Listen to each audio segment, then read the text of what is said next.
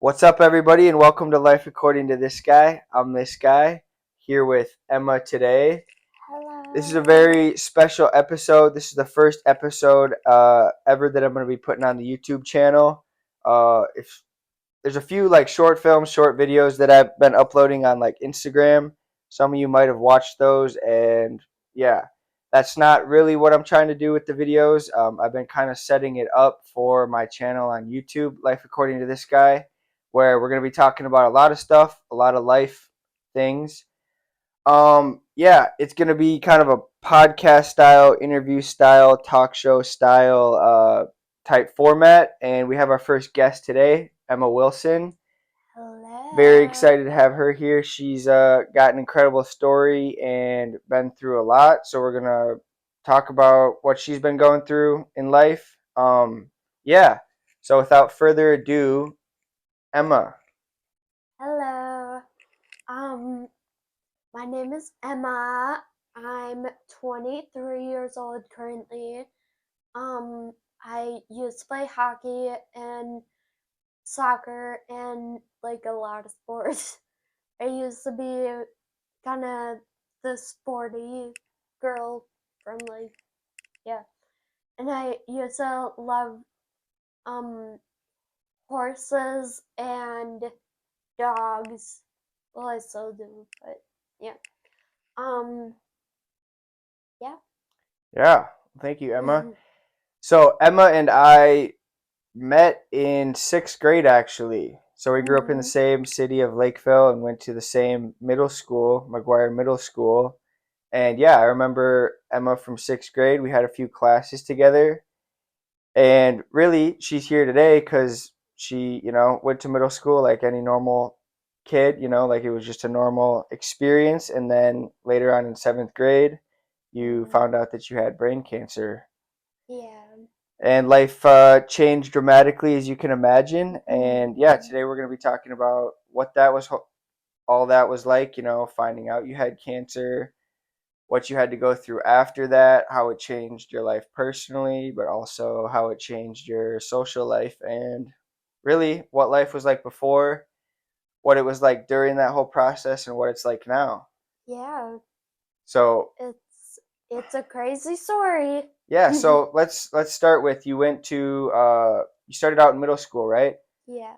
What was that like when you first got to middle school, and how were you feeling about being at a new school and all that? Yeah, well, first of all, I was kind of terrified like to go into middle school as like any cuz it was a new building and um I was kind of terrified, but it was no big deal. Like when I went there, I was making it like I was being very dramatic. I think. Um, I don't know. Like I just remember having a lot of friends and like being very social, being kind of being that girl that anyone would talk to and would talk to anyone. Um, yeah, So you were a bit of a social butterfly, would you say? yes, I still am, I think, but only with certain people. Right on. Yeah, I mean, that's cool hearing you say that. I remember when I like went to middle school, kind of the same thing. You go into elementary school and then you're switching schools where there's more kids, people you don't know. Mm, And yeah, I was the same way where I was terrified of it too. And then you kind of just get going into it and you yeah. start to like it and start to, yeah, develop in Mm, different ways. So you got to middle school, everything's good. You were involved in hockey, you said, mm, had a lot of friends through that, and you were yeah. very involved in activities. And then what happened in seventh grade? Well, I was I I was in so late at the time recently me and my mom and my family have been noticing my balance changes like changes in my balance, and um um just like I was having really bad headaches and um stuff like that, and we we I was in Miss Hoffman's class. You remember? Mm-hmm. Yeah. I was in Miss Hoffman's class, and I was called out to go early to the doctor's office. And when we got to the doctor's office, the doctor did some tests on me, just like seeing like if I could walk on the tile line or something like that. And I couldn't do that. And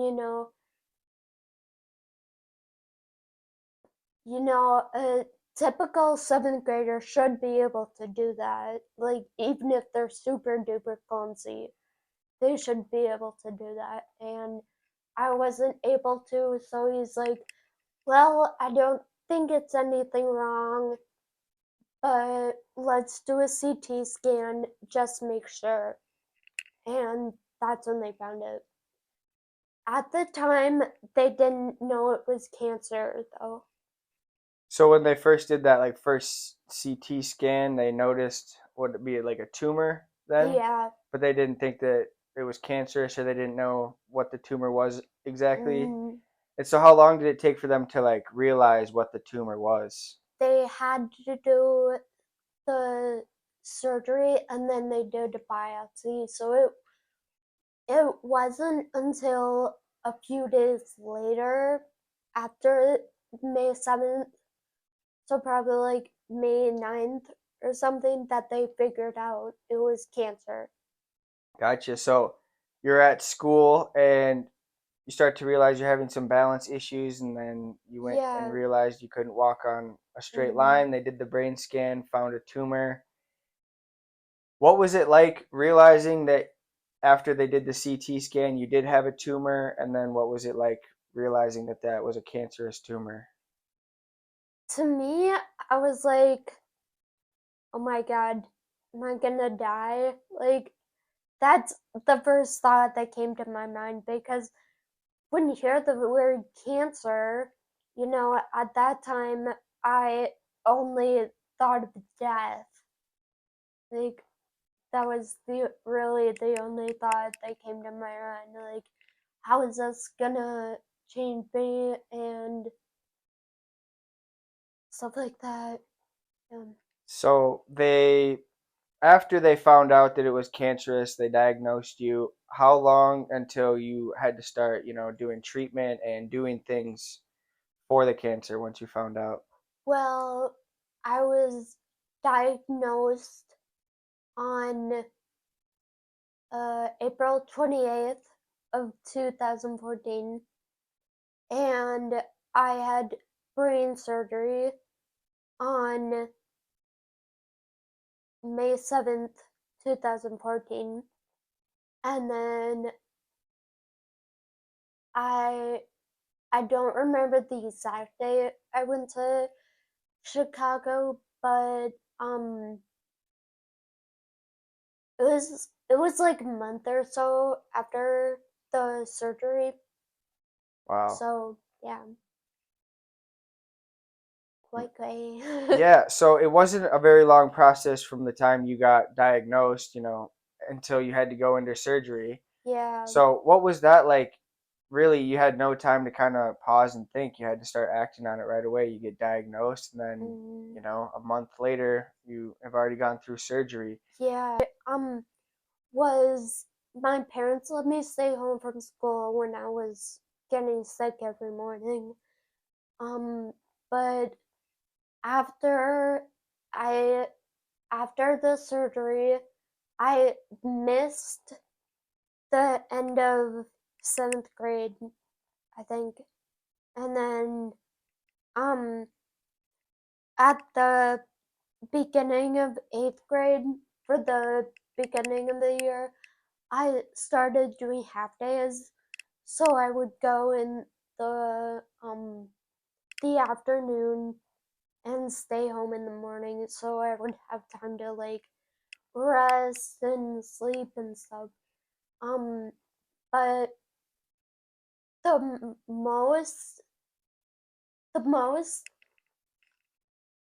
biggest change that I felt personally was the isolation from other people because n- no one had an idea of um no one knew like how to interact with me because usually you don't see people that are as young as I was um to have gone through some of that stuff and um you don't know what to say to them. Like you had said earlier, you don't know what to say to them. You don't want to offend them. You don't want to make them feel bad. And like, you don't really know how to approach that, like, them. So, Yeah. yeah. So you really started to notice the like social isolation right away. Mm, Started to feel the social aspects of it. yeah. And yeah, I mean, I remember me personally because we were friends in sixth and seventh grade. I remember a few Mm, classes, and then it almost felt like for me, you see a peer, a classmate, and they're seemingly mm, fine and everything's normal. And then the next time I saw you, I think it probably was eighth grade. You had a walker, and physically I could tell that there was a huge difference. And mm, yeah, I think my initial reaction was I obviously felt terrible, but again, like it's obviously more difficult for you, but for your peers and stuff, at least for me, I didn't even know how to approach it because yeah. you can obviously tell you're going through a lot, but don't have any idea what you're really going through and didn't want to pretend like, you know, we know what's going on. But yeah, that's got to be really hard. Yeah. But I'd like to add something. That is also a reason why I love talking about my journey, whatever you want to call it. And um, that's why I love educating people about it because a lot of people feel that way when they see someone in a walker or a wheelchair and they feel like, oh, I don't know what to say to them, so I'm just gonna not say anything at all. And that is, I do not agree with that. Like, I don't think that's, I don't think that's fair because then you're really doing the opposite. You're like isolating them, and if they're at a bad place, like literally, um, there was one person at high school that, sorry, mm, I'm going off on a tangent now, You're good. but um, I was at such a bad place in high school with my mental health that I'm gonna be honest, I thought about killing myself many times, and um, the there were a few things that stopped me. Um, but one of them were um a person, I don't know his name, but there was a person in the elevator that said hello to me that I saw like multiple times a day. Or yeah. Um and that really helped me because sometimes that would be all I would hear from like a peer or like a fellow student or Wow. whatever. Yeah, all day.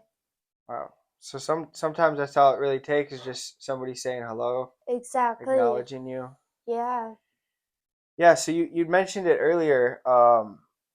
What would you what would your advice be, or what would you want people to know who are maybe in a similar situation where they see somebody that's, going through something, whether they're crippled, disadvantaged, and they're scared to say something? How would you approach them if you were? Um. Well, it's hard to say because everyone is so different. You know, like um, everyone's story is so different. But for me, I want people to ask about like my story and like I want people to know the like not to be afraid if they have any questions and yeah, Awesome. yeah, So really, people in similar situations to you, oftentimes they just want people to ask them questions, yeah, where you might think they don't want to be asked any questions, they don't want to talk about it, but mm, oftentimes they might actually really appreciate that. yeah, Yeah, yeah, well, I appreciate you saying that, and I think that'll help a lot of people, maybe in the future, just mm, recognizing even though other people are going through things, they're still human beings with very similar interests, and it's not yes, as hard to talk to them or approach them as you might think. exactly, yeah, yeah, And so a lot of the, you went through a lot of social changes and you noticed a lot of changes in your social life. Um, mm, you'd also mentioned earlier there was a lot of physical changes. You ended up losing your yes, hair, vision, and hearing loss a little bit. mm, with so I had 8 chemo meds that I went through and some of my meds when have like um like hearing loss is a very common side effect with one of my meds and so I had to go through um many hearing tests. They were like monitoring my hearing and stuff. Thankfully I haven't had any yet, but Yeah. What was that like? Like, what did you have to go through mentally when you started to notice physical changes? When you started to, you lost your hair. What was that like? well, first of all, the representation of people with disabilities in the United States sucks, to say very bluntly. Um, like in TV and like movies and media, like you see no people in wheelchairs, or so I felt very isolated. Um, not just socially, but also like um I don't know the word, but like in society pretty much. Um You didn't feel fully supported? yeah, like people didn't even, acknowledge me and then like me being pushed back into high school or middle school or whatever, um it kind of, I wasn't really acknowledged there. So I felt kind of like that reinforced it because I didn't feel acknowledged in society. But then when I went to school, it was the same exact thing. So I really didn't feel like I mattered. Wow. Yeah, that's very interesting for me. Because I've never had to go through anything like this, and I've never been disabled or had anything like that. Hmm. But if you would have asked me before, I would have thought that they'd had like adequate support and felt supported. And interesting hearing from you saying that's not how you felt at all. Going through it, Yeah. you realized that's not how you felt. Yeah, and I would like to say also that's just my that's just what I felt. Um, like I said, everyone's story is very different. So it's not like how I feel doesn't mean that everyone feels that way just because they have a disability. Sure. Yeah. What would you say you would have, hindsight 2020, obviously, but what would you say looking back, like what would you have changed, or would you have done anything differently, or what would you hope would have happened back then, like where somebody would have came in, or what would you have hoped for? Um, well, first of all, I was kind of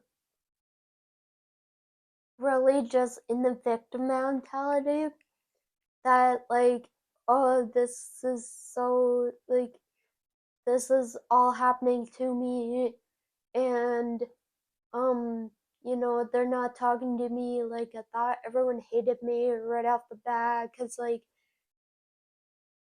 it makes sense, but um I didn't have to think that way.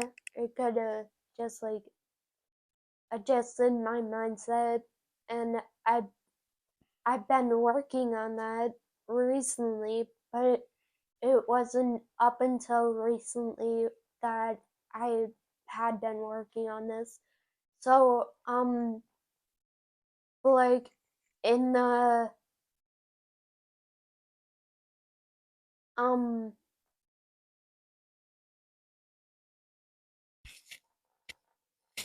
can we go back to the social Yeah, absolutely. aspect? Yeah, yeah. So I felt very isolated in like social because I felt like people were taking using me for only like pictures and videos. Mm, Like, because Instagram and Snapchat were really big at the time. So, um, we, I was, that's the only reason why I felt like people would hang out with me and come and see me in the hospital and wow. stuff. So you feel that some of the support you were getting was maybe fake N- support? yeah, So like you thought not support. some people were just taking pictures with you and showing Yeah, support just for likes. to put it on other platforms to. Yeah, because there were my friends you took a lot of pictures with me, like when I was bald and like in the hospital and stuff. And if you look back on my Instagram, none of them are up anymore Wow. because they've taken it down. Because yeah, I'm sorry to and hear that. if you look at my likes on my pictures on my Instagram, um,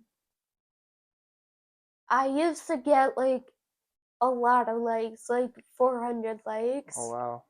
or like hundreds of likes Yeah. on my pictures. And now I get like four, maybe, or like not many at all. Wow. Well, that'll change. Go follow her on Instagram at Emma Fighter, right? It's at Emma. It, Emma Fighter at M. Sorry, We'll Emma put it in the Fighter. description below. We'll make sure we get her Instagram in there, and you guys go follow her for sure. Yep. So that's got to be tough. A lot of people were supporting you, kind of putting on a front, making it seem like you were getting supported, and you saw right through it. Yeah. What would you, want to say to those people that you felt kind of just used you for publicity, maybe, or just to pretend like they were showing support? How did, like, has that really affected you? hmm What would you want to say to those people? Um, I'm a better person now, and um, honestly, what I would like to say is probably gonna have to be censored. Let it buck, uncut, I'm better than you, and fuck you.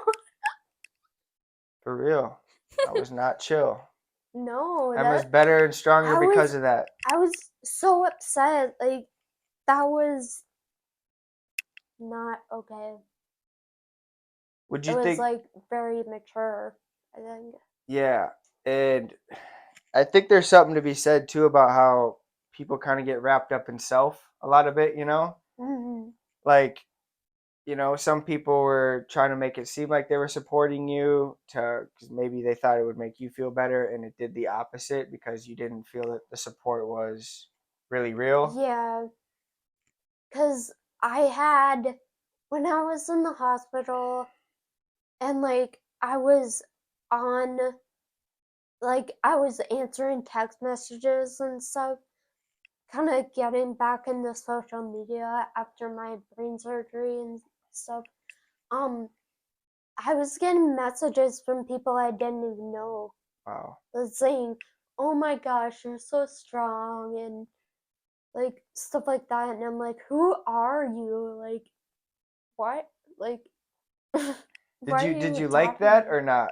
Getting messages from random people. I mean, I did in hindsight because I was getting likes, Sure. Yeah. but right, like looking back on it, that was no, no, Probably pretty uncomfortable. yeah, it's like why are you reaching out to me? Like, you're just making me feel worse ultimately. Oh wow. Wow, that's very interesting to hear you say that. Mm, So there's a lot of questions I have.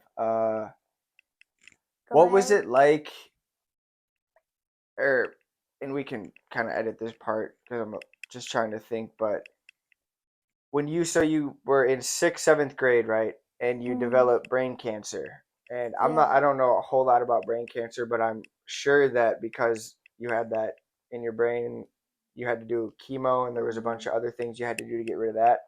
yeah.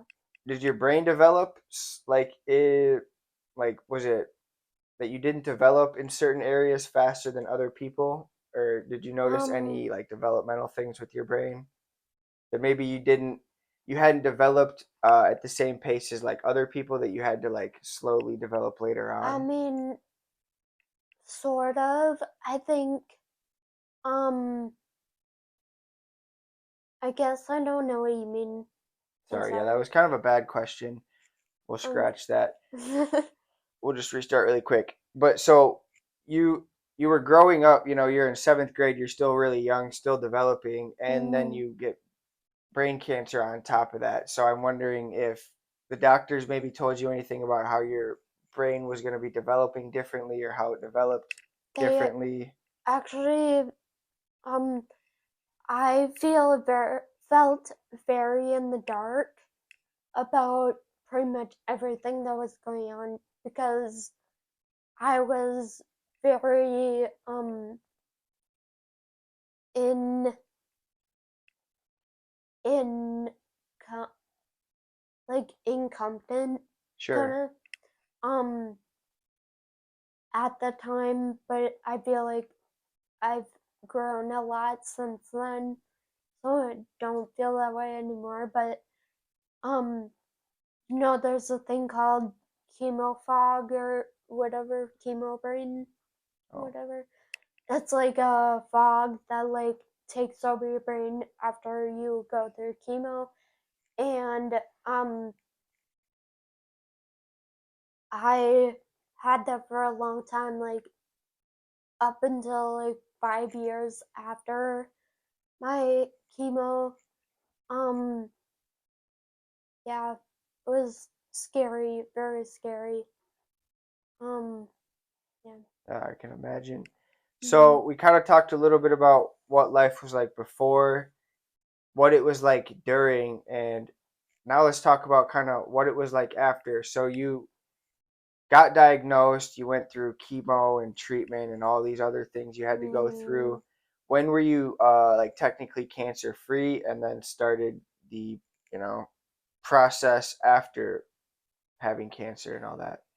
yeah, I was declared no evidence of disease NED September of 2015. So that was obviously super amazing. Um yeah, So so what's life that been like yeah, since all that? You have a yeah. job, you Yes, went to school for a little bit. I went to college at DC at Dakota County Tech. Um I dropped out. I was at a really bad place in my mindset and stuff um at the time, but I feel like I could go back now and do better. Um I've thought about going back a few times, but I currently work at a preschool and I love it. It's so fun. I love the kids. I love everything that we do. I love teaching them. They're just amazing. Um yeah. Wonderful. So now you're living on your own, right? Yes. You got And your own apartment. yeah. Nice. And that's actually another thing I wanted to say. Um that's a huge accomplishment to me because I was living in a group home for a while, for almost 2 years before I got the apartment. And um yeah, so it's an absolutely huge accomplishment for That's me. amazing. Congratulations. Yeah, thank you. Did you how like did you ever think that was a possibility? Like No. no? And Mm, what's that? So like there's had to have been a point where you just the mountain was too high to climb. You were thinking I'm not going to be able to get my own apartment, anything like mm, that. What was it like thinking that and now you already have all that? yeah, well, um I thought that way because I mentioned um I was having some bad mental health issues and wanted to kill myself and stuff like that. And I was also at the time taking, I was going through a lot of hurt and a lot of pain, and I was taking that out on my parents and my family, and that's obviously not okay because and I was doing things that I shouldn't be doing, I guess. Um, so my parents really didn't trust me, like lost trust in me a lot, So and you had to yeah, get go through a lot of things. You had to, get trust back from your parents. mm, Prove it probably to yourself that you're able to live on your own. yeah, And I'm sure that that was probably pretty stressful even thinking about it, because needed support for a while living. And was it scary thinking about like living on your own? And how was that? yes, it was very scary, but I felt like I could do it. I felt not confident, but I felt pretty sure I could do it. Amazing. And how has it been so far living on your own? How have you liked it? It's so awesome. I love living on my own. It's it's like freeing, kind of, because like you can, like, my apartment has a pool, Mm, so I can go outside and go swimming whenever I want to in the pool, and yeah, have friends over whenever I want, and you know it's really, it gives you a sense of independence, or gave me that. um yeah. that's amazing. Mhm. So now, I mean, so it was technically cleared in 2015, right? You Yes, said, was it May? it was September. Sorry, September of 2015, and now Yes. it's May of 2024. So that was 8.5 years ago, 9.5 years I ago. don't. I'm not good at math, but I think 9 years, Either way, so almost you've nine, 10 been years. almost 9 or 10 years cancer free now. Mhm. You got your own apartment, you got a job, things are looking good. Yeah. Would you say, how would you say your outlook and your mindset is now going forward in life versus it was, a few years ago? Mm, well, I don't know. It's changed a lot. I used to be in the victim mentality, and just sad about everything, and um like, just like, I don't know, like, depressed, very depressed. And um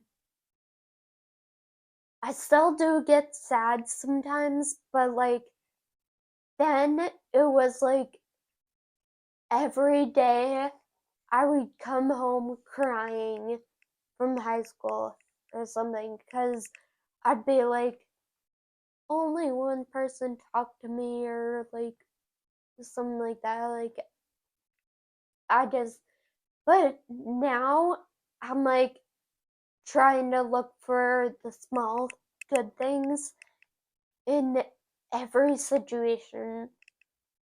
Um, cause I don't want to be sad. Like, I don't think anyone wants to be sad. Um, but like, I found, if you just find the good things in, like, even if they're really little, there's something good in every day, no matter what. Like, you could be having the most terrible day ever, and it could be, um you could be like, you could be down and depressed, staying inside all day, but the good thing is that it's a really nice day outside, Nice. or something small like that. You just have to look for them, and the more you look for them, the less you have to look for them, Mm, because it becomes a habit. that's amazing. So, really, for you, you started to notice a change when you started to change the way you think. Your Yeah. mindset shifted from that Hmm. victim mentality to now you're just grateful that it's a nice day out. Yeah. And I like that you said it becomes a habit. So, really, once you just started to think more positive thoughts regularly, Hmm. your entire mindset changed. Yeah. That's amazing. Yep. How long until that started to become a thing? Like, when did you notice like a shift for you, or when did you start to see like a light at the end of the tunnel? Pretty much when I was told I was gonna get my own apartment, I was before I got my own apartment, I was in a group home, that I hated. Um, so, and I dislike my roommates very much, which makes it even worse, I think, to live there. Um, it was, yeah, I was I was so glad to get out there, and because when I lived in the group home, I felt like people were always watching my every move, and Mm, because you're all in the same house, and um, you're like, there's always a staff person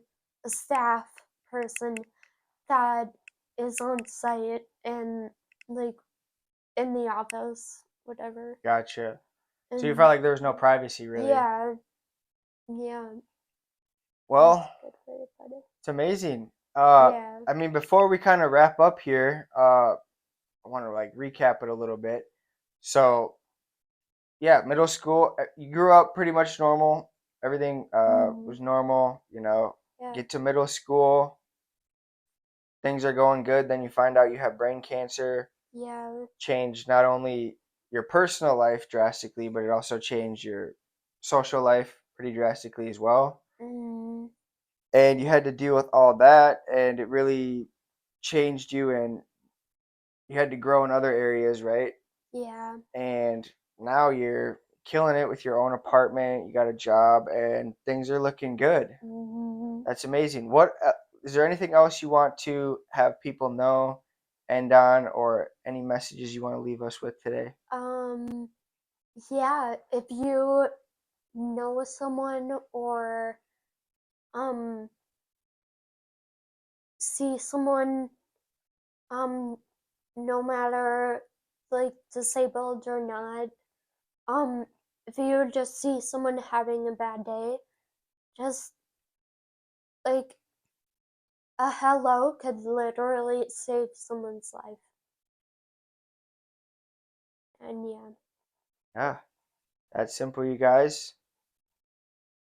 Keep seeking and stay amazed. Thank you for watching.